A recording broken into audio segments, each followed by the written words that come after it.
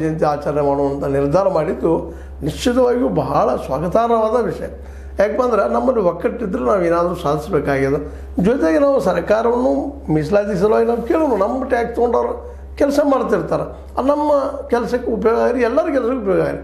ಯಾಕಂದ್ರೆ ಬಸವಣ್ಣವರು ಬಲಿಯಾಗಿದ್ದು ಲಾಸ್ಟಿಗೆ ಅದಕ್ಕೆ ಈ ಜಾತಿ ಸಂಘರ್ಷಗಳ ಒಂದು ಕಡೆ ಹರಳಯ್ಯನ ಮಗ, ಇನ್ನೊಂದು ಕಡೆ ಮಧುವರಸನ ಮಗಳು, ಇವರನ್ನು ಮದುವೆ ಮಾಡೋದಕ್ಕೆ ಹೋಗಿ ಇಡೀ ಒಂದು ದೊಡ್ಡ ಕ್ರಾಂತಿ ಆಯಿತು ಅನ್ನೋದನ್ನು ಪ್ರತಿಯೊಬ್ಬರನ್ನು ಮಾತಾಡ್ತೀವಿ. ಆದ್ರೆ ಆ ವಿಷಯ ಅಲ್ಲೇ ಬಿಟ್ಟುಬಿಡ್ತೀವಿ ಮಾತಾಡಿ ನಾವು. ಅದನ್ನು ನಾವೆಲ್ಲರೂ ಒಂದು ಬಂದು ಇನ್ನುಳಿದ ಎಲ್ಲ ಸಣ್ಣ ಜಾತಿ, ಪುಟ್ಟ ಜಾತಿ, ಹಿಂದುಳಿದ ಜಾತಿ, ಮೇಲದ ಜಾತಿ ಎಲ್ಲ ಕೂಡಿಕೊಂಡು ನಾವು ಈ ದೇಶವನ್ನು ಕಟ್ಟಲು ಏನು ಮಾಡಲಿಕ್ಕೆ ಸಾಧ್ಯ ಇದೆ ಅನ್ನೋದನ್ನು ನಾವು ಯಾರೂ ಆ ದಿಶೆಯಲ್ಲಿ ಹೋಗ್ತಾ ಇಲ್ಲ. ಕೂಡೋಣ ಅಂತ ಹೇಳ್ತೀವಿ, ಸಾಯಂಕಾಲ ಮತ್ತೆ ಬೇರೆ ಆಗಿಬಿಟ್ಟಿರ್ತೀವಿ. ಇವತ್ತು ನಾವು ನಾನಂತೂ ಸ್ಪಷ್ಟವಾಗಿ ಈ ದಿಶೆಯಲ್ಲಿ ಹೇಳ್ಬೋದು ನಿಮಗೆ.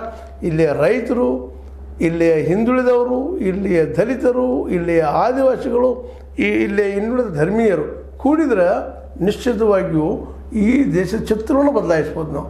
ಯಾಕಂದ್ರೆ ಇವತ್ತು ಯಾವುದೇ ಸರ್ಕಾರ ಬರಲಿ, ಇವತ್ತು ಮೋದಿ ಅವ್ರದ್ದು ಬರಲಿ, ಇನ್ನೊಬ್ರು ನಾಳೆ ರಾಹುಲ್ ಅವ್ರದ್ದು ಬರಲಿ, ಮತ್ತಾರ್ದು ಬಂದರು, ಇವ್ರು ಯಾರೂ ಅವ್ರ ಮನೆಗಳಿಂದ ನಮ್ಗೆ ಕೊಡೋದಿಲ್ಲ. ಇವತ್ತು ಗ್ಯಾರಂಟಿಗಳು ಕೊಟ್ಟಿರ್ಬೋದು, ಮತ್ತೆ ಆಗಿರ್ಬೋದು. ಅವ್ರು ನಮ್ಮ ಟ್ಯಾಕ್ಸ್ ತೊಗೊಳ್ತಾರೆ. ಅವರು ಕರ್ನಾಟಕದಿಂದ ನಾವು 4-5 ಲಕ್ಷ ಕೋಟಿ ರೂಪಾಯಿ ಟ್ಯಾಕ್ಸ್ ಕೊಡ್ತೀವಿ ವರ್ಷಕ್ಕೆ. ಸೆಂಟ್ರಲ್ದಲ್ಲಿಯೂ ಸಹಿತ 40-50 ಲಕ್ಷ ಕೋಟಿ ರೂಪಾಯಿ ನಾವು ಟ್ಯಾಕ್ಸ್ ಕೊಡ್ತೀವಿ. ಆ ದುಡ್ಡು ತೊಗೊಂಡು ನಮಗೆ ಕೆಲಸ ಮಾಡಿಸೋಣ ಅವ್ರು ಇಟ್ಟಿರ್ತೀವಿ ನಾವು. ಅದು ನಾವು ಇವತ್ತೇನು ತಿಳ್ಕೊಂಬಿಟ್ಟಿವಿ ಅಂದ್ರೆ ಅವ್ರು ನಮಗೆ ರಿಸರ್ವೇಷನ್ ಕೊಡ್ತಾರೆ, ಅದು ನಮ್ಗೆ ಅನುಕೂಲ ಆಗ್ತಂತ ಇಲ್ಲ. ನಾವು ನಮಗಾಯಿ ಮಾಡ್ಕೊಳ್ಳೋಂಥದ್ದು ಇಂಥ ಪ್ರಸಂಗದಲ್ಲಿ ನಾವು ಒಂದಾಗುವಂಥದ್ದು ಭಾಳ ಅವಶ್ಯಕ. ಇವತ್ತು ಈ ದಿಶೆಯಲ್ಲಿ ಇವತ್ತು ನಮ್ಮ ಬೆಳಗಾವಿಯಲ್ಲಿ ನಮ್ಮ ಬೆಳಗಾವಿಯ ವೀರಶೈವರು ಮತ್ತು ಲಿಂಗಾಯತರು ಒಂದಾಗಿ ಫಂಕ್ಷನ್ ಮಾಡೋಣ, ಬಸವ ಜಯಂತಿ ಮಾಡೋಣ ಅಂದಿದ್ದು ಒಂದು ರೀತಿಯಿಂದ ಉಲ್ಲಾಸಕರವಾದ ವಿಷಯ. ಯಾಕಂದರೆ ಬಸವಣ್ಣವರು ಹೆಚ್ಚು ಪಂಚಪೀಠಾಧೀಶ ಹೆಚ್ಚು ಅನ್ನೋ ಇಲ್ಲಿ ವಾದ ಮುಖ್ಯ ಅಲ್ಲ.